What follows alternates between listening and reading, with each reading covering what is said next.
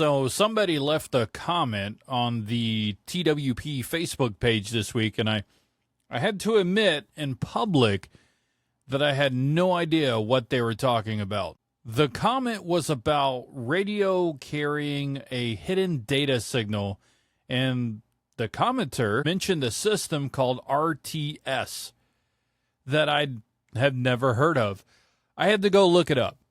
I've been doing broadcast engineering my whole career, but I've only ever worked in U.S. radio, and this is a U.K. system.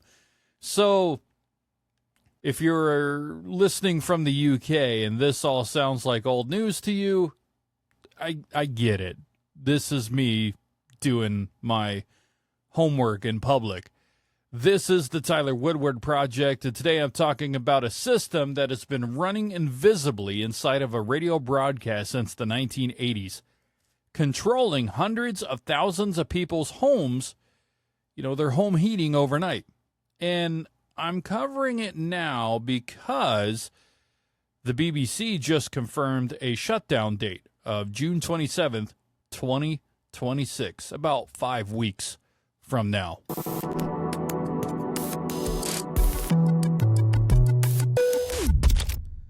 Opinions are my own, and if I get something wrong about how things work over there, please leave a comment, because that's apparently how I learn things now.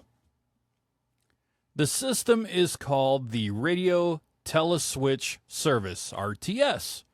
It's British, and the basic idea is exactly what it sounds like. It uses a radio signal to flip a switch. Here's the backstory. In the early 1980s, the UK had a popular electricity deal called Economy 7. You get cheaper rates overnight, and people would run their storage heaters and hot water on the cheaper nighttime rate. Then coast through the day on the heat they'd built up. Good deal if you could get it. The problem is you need something to tell your electricity meter when the cheap hours start and stop. The old answer was a mechanical timer, which works until you want to change the schedule or adjust it seasonally, or respond to what's actually happening on the grid that night. Mechanical timers don't care about any of that. They just tick along. So, someone at the BBC in the energy industry figured out they could encode a control signal inside an existing radio broadcast. The BBC had been running a powerful long-wave transmitter in the English Midlands since 1934. It covers the whole country. It's already paid for, and it's been reliable for 50-some-odd years. Why build new infrastructure when you can piggyback on something that's already there? I should say, just for context, that long-wave broadcasting isn't really a thing in the U.S. We don't have it. So when I'm talking about BBC Radio 4 running on long-wave, that's a different part of the radio spectrum than what we Americans think of as AM radio. Same general idea, just lower frequencies, which means the signal travels, much further. One transmitter covering an entire country is actually pretty realistic at those wavelengths. The clever part is that the data signal was invisible. The radio broadcast kept running exactly as normal. Listeners heard Radio 4, same as always. But hidden inside the signal, there was a very slow stream of data being transmitted. Not audio data, control data, instructions. Little boxes mounted next to the electrical meter all across the UK were listening for those instructions. When the signal said, cheap rate, the box switched the meter. When it said back to normal, it switched back. The household never touched anything. The utility never had to call anybody. It just happened automatically every night, controlled by a radio station. The BBC tested it carefully to make sure it didn't affect the actual audio in any way, and it didn't. Nobody listening to radio ever knew the signal was there. If you want a rough analogy for what this kind of thing feels like, think about DTMF tones. Those are the tones your phone makes when you press a number. You know, old school touch tone phones, not cell phones. That's just data too. It's just audible. You can hear it happening. The RTS signal was the invisible version of that, if you will. Closer to how old dial-up modems or pager networks sent data, encoded in a way that blends into the signal rather than sitting on top of it. The difference with RTS, from what I could find, is it was doing that inside of a live national radio broadcast for 40 years without anyone ever noticing. They won a major technology award for it in 1987, which makes sense. It's a elegant solution to a real problem. Pretty awesome. And it cost almost nothing to build because most of the infrastructure, it already existed. So the obvious question, at least for me, was, do we have anything like this in the U.S.? And from what I found, we got there a little differently. American utilities have been working on the same basic problem for decades. You know, how do you manage demand? Well, how do you get people to use less electricity during peak hours without just raising prices and hoping for the best? Their early approach here in the States was called AMR, Automated Meter Reading, which is exactly what it sounds like.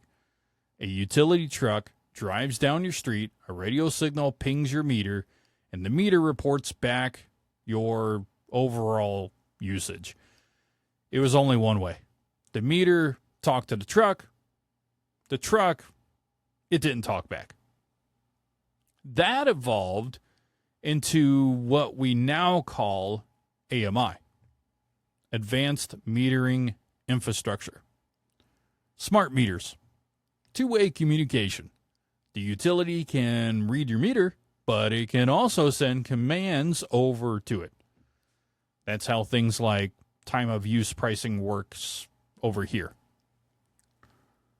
Where your rate is cheaper at 2 a.m. than it is at 6 p.m., the meter knows what time it is and charges you accordingly. No radio broadcast involved with that one. No hidden data signal, just cell or mesh radio networks talking directly to each other. The difference is the approach. The UK built one giant-ass transmitter, piggybacked a control signal onto a national radio broadcast, and managed hundreds of thousands of electrical meters all at the same time, simultaneously, with a single broadcast. One signal that went out. No signal back. Very simple. Very cheap. The U.S. built individual two-way communication systems, but at scale. Every meter is its own node. More complex, more expensive to roll out, and more things to go wrong, but also more flexible and I guess, a little more precise. Neither one is really any better than the other. They were solving the same problem with different tools and different infrastructures on hand. The BBC happened to have a 500 kilowatt transmitter that had been running since 1934. American utilities had a fragmented, privately owned grid with no equivalent centralized radio broadcast to borrow from.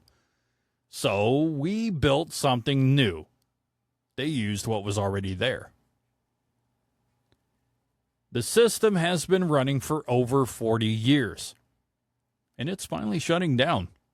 The transmitter itself is old equipment that runs on old components that aren't made anymore. When something breaks, you find a spare. Eventually, you run out of spares. They're there at this point. The plan was to shut it all down back in June of last year. That didn't happen. It turned out hundreds of thousands of households in the UK still had the old meters running. That depended on the radio signal. The smart meter replacements, which use cell networks instead of radio, weren't going out fast enough. Scotland was especially behind, partly because of a lot of those homes are in remote areas where getting someone out to swap a meter is a little bit bigger of a lift. The shutdown date got pushed back once, then again. 2 weeks ago, the BBC finally put out a hard date on it. June 27th, 2026, this year. And I'm just now learning about this. There's one more detail here that I thought was really interesting. There's actually a rule that says the transmitter can't just run the hidden data signal by itself with no radio programming attached to it. So the broadcast has to be there too. So when Radio 4 goes off long wave, the control signal has to go with it. They're the same thing. The news story about Radio 4's shutdown and the energy story about the meter system shutting down are not really two separate events. It's all one switch off. I didn't know any of this until a Facebook comment taught me. Finally, something good came out of Facebook instead of the other garbage I typically get on there. This was cool. I learned something from somebody just commenting about my last video about AM not having RDS. They're like, hey, over here we do this. There's a lot of infrastructure out there like this. Systems that do real, unglamorous, important work invisibly for decades. Inside something else people think they already understood. A radio station that's been switching people's heating on and off every night since before some of those people were probably ever born. Nobody was taught about it. It just ran.